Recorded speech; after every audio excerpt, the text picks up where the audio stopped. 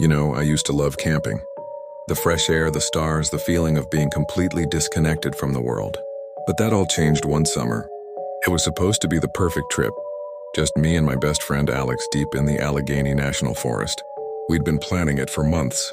We found this super remote spot on a map, miles from any marked trail, right next to a small secluded lake. The first day was idyllic. We set up our tent, went for a swim, and as night fell, we built a roaring campfire, telling ghost stories and laughing. It felt like we were the only two people on the planet. And for a while we were.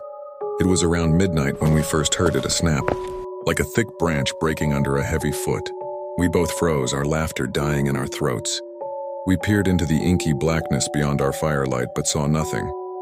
Probably just a deer, Alex whispered, but his voice was tight.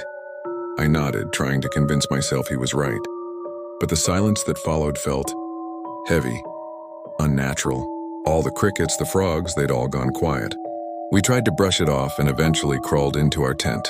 I was just drifting off when I heard another sound. This one was different.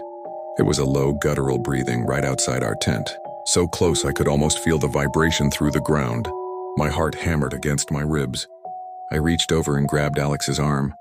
He was already awake, his eyes wide in the dark. And then a shadow fell over the side of our tent. It was huge, not the shape of a bear or a deer. It was tall, impossibly thin, and it just stood there.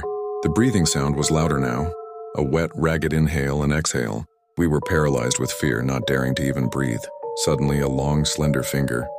It looked like a finger, but way too long and with a sharp black nail, pressed against the tent fabric, right next to my head.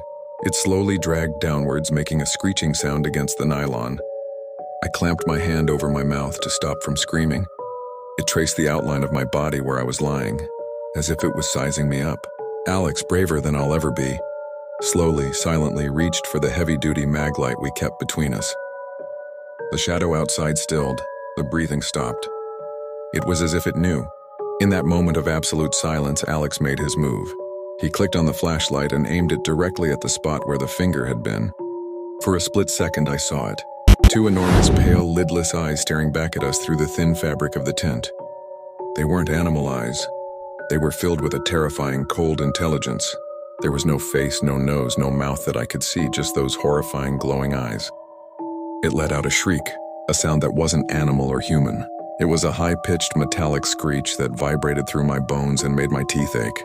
And then it was gone. The shadow vanished, and we just heard it crashing through the woods. The sound of breaking branches fading into the distance. We didn't sleep. We sat there, huddled together, flashlight beam cutting through the darkness until the first hint of dawn broke the horizon. We didn't even pack. We grabbed our keys and our phones and we ran. We ran for miles, not looking back until we hit the main road. We never went back for our gear. We never spoke about the specifics of what we saw. We didn't have to. I can still see those eyes when I close mine. And I can tell you this, I will never ever go camping in the woods again. Some things are out there in the dark, and they're better left undisturbed.